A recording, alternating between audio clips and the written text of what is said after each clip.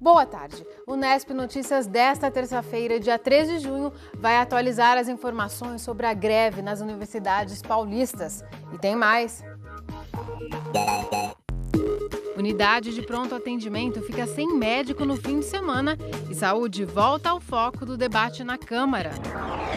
Cursos à distância são ideais para quem tem pouco tempo, mas é preciso dedicação.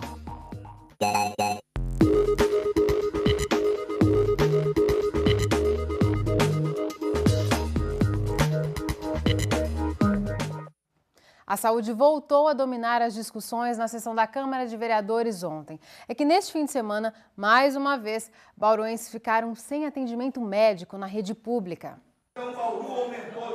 A maior parte dos vereadores usou a tribuna nesta segunda-feira para falar sobre a falta de médicos nas UPAs da cidade. No último domingo, a unidade da Vila Ipiranga teve que dispensar os pacientes, o que acabou sobrecarregando as demais UPAs e também o pronto-socorro central. Mais uma vez, foi levantada a necessidade de se criar a carreira de médico socorrista no município, mas as discussões não avançaram. Nós, vereadores, não podemos, enquanto vereador, criar despesa para o município, mas nós podemos fazer o projeto evoluir. Então, se o projeto vier da prefeitura para dentro da Câmara Municipal, nós vamos debater isso com os enfermeiros, com os técnicos de enfermagem, com a classe médica, e aí você chega num modelo ideal para a cidade. Como você viu aqui no Nesp Notícias, em abril, o vereador Roque Ferreira cobrou o projeto de lei do Executivo, mas até o momento não houve resposta. Ele também chegou a falar na possibilidade de decretar estado de emergência para a contratação de profissionais da área de saúde. Mas, para o líder do governo na Câmara, a medida não mudaria a situação por conta das limitações que hoje o município enfrenta. Veja, para esse assunto não há saída mágica, né? Não há uma solução mágica. Em relação ao decreto de emergência para a contratação, algumas coisas que têm que ser avaliadas. Eventualmente pode ser uma solução? Pode. Mas se hoje nós temos concurso, chamamos esses médicos, os médicos não assumem, não prestam os concursos, é porque há algo errado com a rede. O que muda entre o decreto de emergência e chamar um médico desse através de um concurso? O segundo item são os limites de gasto. Nós temos um limite, mas é um limite muito pequeno, nós não temos um espaço muito grande para contratar. Então, veja, não acho que a solução seja tão simples assim. Além da saúde, um outro tema comentado na tribuna foi a doação de uma área no Jardim Europa, que era da União, para o município. Os cerca de 260 mil metros quadrados devem ser destinados à construção de moradias populares. Mas a principal discussão aqui na casa foi como deve ser feita a implantação das moradias no local. Roque defendeu que os moradores que já moram na área de favela permaneçam no local e sejam feitas ações de urbanização. Além das moradias que podem ser realizadas lá na área, preservando toda a parte ambiental, é possível você ter naqueles locais outros serviços públicos, inclusive de fomento e renda. Agora vai ser um bom momento para a gente cobrar competência e excelência do Executivo no trato com as populações mais vulneráveis. Também sobre moradias populares, o vereador Dr. Raul questionou o processo de análise dos documentos dos beneficiários do Minha Casa Minha Vida. A imprensa publicou na última semana casos de imóveis ocupados irregularmente. Para o governo, os problemas são pontuais. O vereador Renato Purini defendeu que o programa é importante e que não pode ser julgado. O Nesp Notícias quer saber a sua opinião. A Anvisa vai deixar mais claro em embalagens de alimentos quais ingredientes podem causar alergias. E a gente quer saber, você costuma verificar os rótulos antes de comprar? Sim ou não? Participe pelo nosso site ou pelo aplicativo de interatividade se a sua televisão é digital. Logo depois do intervalo, a greve nas universidades públicas do estado de São Paulo. E ainda hoje, saiba como são os cursos à distância e para quem eles são indicados. O intervalo é bem rápido, a gente volta já já. De volta com o Nesp Notícias. Por todo o estado, parte das atividades nas universidades públicas paulistas está paralisada. Aqui em Bauru, a FAAC da Unesp é a mais afetada. De manhã, a biblioteca não abriu, só funciona na parte da tarde. Esse e outros serviços na Unesp e em Bauru estão parados parcial ou totalmente por causa da greve. As aulas nas faculdades de Ciências e de Arquitetura, Artes e Comunicação estão suspensas.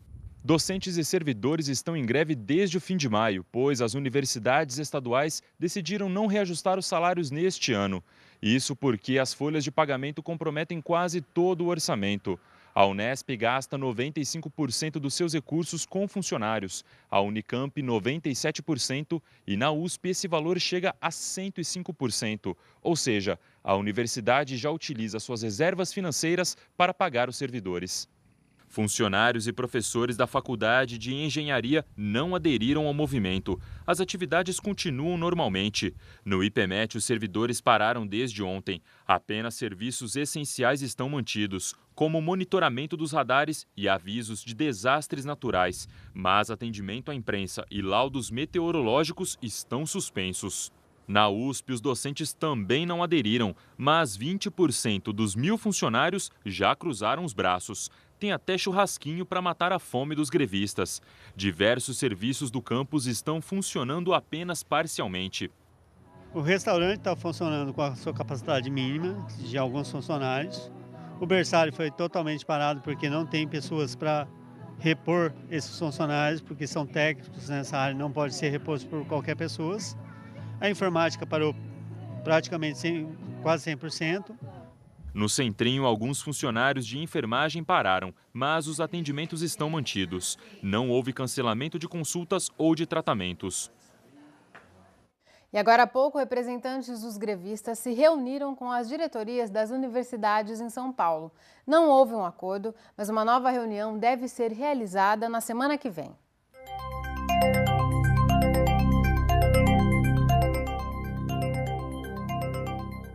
A terça-feira amanheceu gelada. Os termômetros mais uma vez bateram 9,9 graus. A temperatura mais baixa do ano, a mesma registrada há exatamente uma semana. Veja os detalhes da previsão no mapa. Tempo estável em todo o estado de São Paulo, sem previsão de chuvas para os próximos dias. As temperaturas permanecem baixas.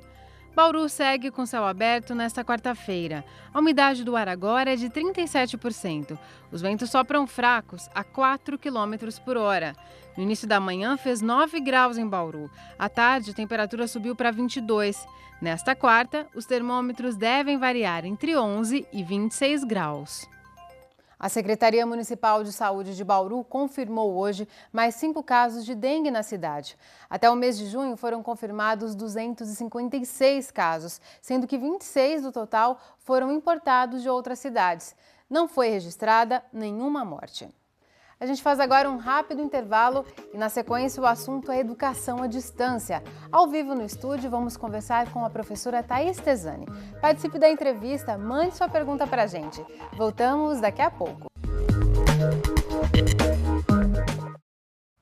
Você tem visto aqui no Unesp Notícias que cada vez mais o mercado exige qualificação dos profissionais. O problema é que para quem trabalha e ainda tem que cuidar da família, não é tão simples encontrar espaço na agenda para voltar aos estudos. Um curso à distância, que tem horários mais flexíveis, pode ser uma boa opção nesses casos. Cristiane tem 48 anos e decidiu voltar a estudar. A primeira graduação em fonoaudiologia foi há 21 anos. Como hoje ela é diretora em uma escola infantil, escolheu cursar pedagogia.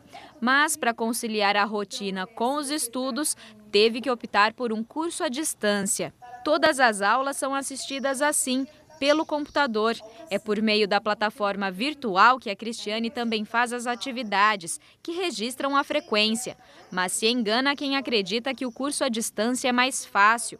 Eu estudava toda semana durante 8 horas.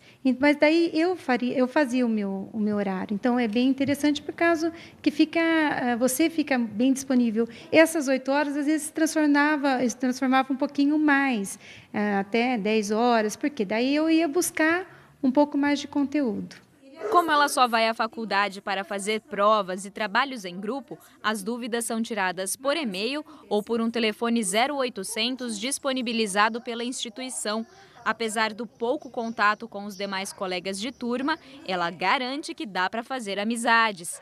tem sim uma turma, existe uma amizade. Geralmente são pessoas assim, profissionais, às vezes, que já estão formadas e fazem uma outra faculdade como opção, ou às vezes algumas pessoas que precisam fazer uma nova faculdade, então uma primeira faculdade para agregar pontos, né? Dá para se trocar assim, e-mails. A gente, no fim, formou uma turma assim, bem interessante. A Aline é um pouco mais jovem, mas tem o mesmo perfil.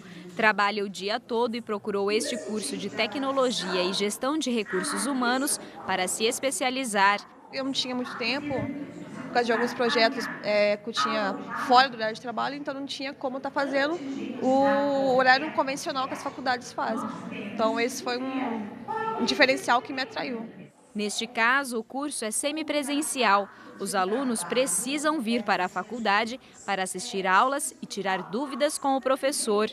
Depois de exibidas, as aulas ficam disponíveis para consulta na plataforma online. E é por meio dela também que o aluno participa de fóruns, atividades e pesquisas. A Aline já começou a colher os frutos. Foi promovida depois que começou a fazer o curso. Apareceu uma vaga na minha empresa onde eu trabalho para assumir a gerência, né? Gerenciar os projetos e uma equipe de 40 a 50 pessoas. O pessoal do RH lá comunicou, meu patrão, né? E ele chegou a me oferecer, Aline, você está interessada a cuidar do pessoal, dos projetos? Eu queria que você estivesse na frente. Segundo a coordenadora dos cursos de ensino à distância da universidade, o conteúdo ensinado é o mesmo dos cursos presenciais. O que muda é a metodologia, que acaba exigindo mais dedicação por parte dos alunos. Ele tem que ter disciplina e fazer um gerenciamento do seu tempo. Ele tem que organizar a sua agenda de estudos, tem que ser muito disciplinado e ele tem que trabalhar a questão da construção do conhecimento de forma mais autônoma. Outro requisito é dominar a tecnologia, já que grande parte das atividades são feitas no computador. Na faculdade, a gente tem o pessoal dos laboratórios de informática que eles, na verdade, eles acabam auxiliando os alunos com grande dificuldade. Então, o ideal é que o aluno tenha um certo conhecimento já de tecnologia, né? Não é algo extremamente complicado. Mas, né, como entrar num site, como acessar um e-mail, como participar de um fórum, coisas simples. E a gente continua a conversar sobre educação à distância com uma professora do Departamento de Educação da Unesp que pesquisa esse tema. Recebemos a professora Thaís Tesani. Thaís, muito obrigada por sua presença aqui no Unesp Notícias. Eu que agradeço. Thaís, qualquer pessoa pode fazer um curso à distância ou exige um perfil específico de aluno? A educação à distância exige um perfil específico de aluno, um aluno que tenha uma autonomia intelectual, porque ele tem que estudar sozinho. Ele vai organizar a sua agenda, como a professora Marta falou agora, e ele vai reorganizar o seu tempo, em virtude das atividades online. Não é, a Thaís até comentava anteriormente, não é que exige menos tempo. O tempo é mais flexível, mas precisa bastante tempo, né? Porque você não vai presencialmente à faculdade, mas você vai utilizar muito tempo para o estudo e para a realização das atividades. Existem vários modelos de educação à distância. O que nós vimos aí na reportagem são modelos pela web, né? Mas existem outros e muito antigos, inclusive, né? Eu trouxe 3 modelos aqui. O modelo teleaula, que seria do Telecurso 2000, muito conhecido. O modelo videoaula, que é esse que passou agora, de aulas gravadas ou até aulas ao vivo, onde o aluno assiste às aulas e realiza as atividades. E o modelo que a gente tem hoje, que é o mais conhecido, que é o modelo web. Esse modelo web, você tem atividades exclusivamente pela internet e você tem as avaliações realizadas nos polos. Isso em cursos de graduação e pós-graduação. Em cursos de aperfeiçoamento ou extensão, as atividades podem ser todas online. E tem um modelo que seja o mais adequado, mais eficiente, Thaís? O modelo mais adequado e eficiente seria o que tem um desenho educacional que articule as tecnologias, o conhecimento do professor e a realidade do aluno. Então, olhar o aluno e as suas necessidades deveria ser articulado com os ambientes virtuais de aprendizagem e com o conteúdo proposto pelo professor. Porque não deveria ser um mero transporte, né, da aula presencial para a educação à distância, né? Você só filma um professor falando e continua a mesma coisa, né? Tem tecnologias que podem ser exploradas, né? Os ambientes virtuais de aprendizagem hoje, eles possuem inúmeros recursos. Esses recursos podem ser utilizados principalmente em relação à interatividade. A interação do aluno com os outros alunos, com a construção do conhecimento e com o conteúdo que pode ser explorado ali. Agora, transferir para o virtual o que acontece no real, aí não é adequado. Que é só o professor falando o tempo todo, né? É a leitura e interpretação de texto, leitura e resposta de atividades. Isso não proporciona interatividade entre os alunos e requer, muitos dos casos, de fracasso no processo de educação à distância. Ainda tem muita gente que tem desconfiança em relação à educação à distância, né? O sucesso de um curso à distância, ele é determinado mais pelo aluno? Pela dedicação do aluno. Porém, a gente tem que analisar todo o desenho educacional do curso e analisar a estrutura que é oferecida para esse aluno. Muitos casos, os alunos reclamam que as respostas demoram a chegar, que os tutores não respondem quando eles enviam as perguntas, e isso desestimula o aluno. Por isso, o desenho educacional e a estrutura do curso devem ser analisadas. Quer dizer, são muitas pessoas envolvidas também nessa contrapartida da universidade, nessa estrutura. Isso. A estrutura da universidade, o desenho educacional do curso, como eu já disse, ele é muito importante, porque aí você tem que articular o recurso ao conteúdo e ao aluno. E o retorno pode ser por chat ou por telefone? Normalmente é por fórum.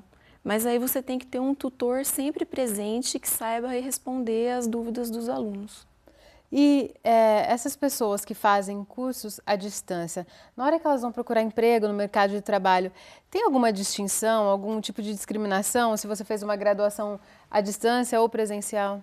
Normalmente, legalmente, os diplomas são iguais. Você não tem essa diferença de ser um curso à distância ou ser um curso presencial. Resta saber aí se o aluno estudou realmente e se ele vai ter um bom desenvolvimento na sua prática pedagógica. E há pesquisas que indicam se há diferença na qualidade de formação desses alunos? No momento, não.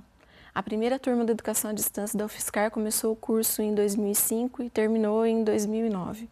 E, por enquanto, a gente está tendo bons resultados com essas turmas. Esses cursos que são integralmente à distância, eles estão regulares? É possível mesmo, Thaís? Se eles forem de extensão ou aperfeiçoamento. Aí, em nível de graduação e pós-graduação, eles precisam fazer as provas nos polos presenciais. Quer dizer, as aulas podem ser todas à distância, um curso de graduação? Pode. Mas aí o momento de avaliar... Tem que ser presencial. Tá certo, então, Thaís. Muito obrigada pelos seus esclarecimentos. Não por nada, estamos à disposição. O Unesp Notícias termina agora e a gente encerra o jornal de hoje com um pouco mais do show da Yara Renault, que se apresentou aqui em Bauru durante a virada cultural. Segundo o balanço divulgado hoje, mais de 65 mil pessoas participaram da festa. E lá no nosso site você confere a música Já Era na íntegra. Tchau!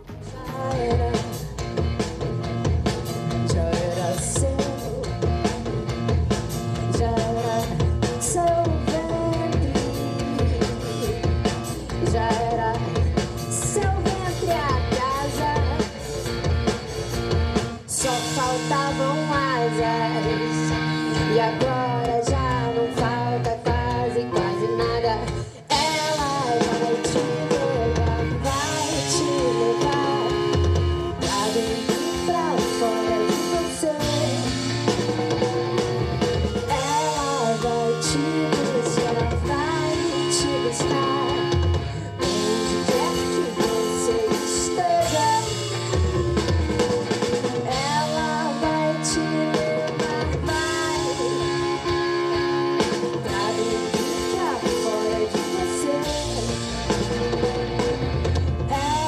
vai te buscar, vai te buscar.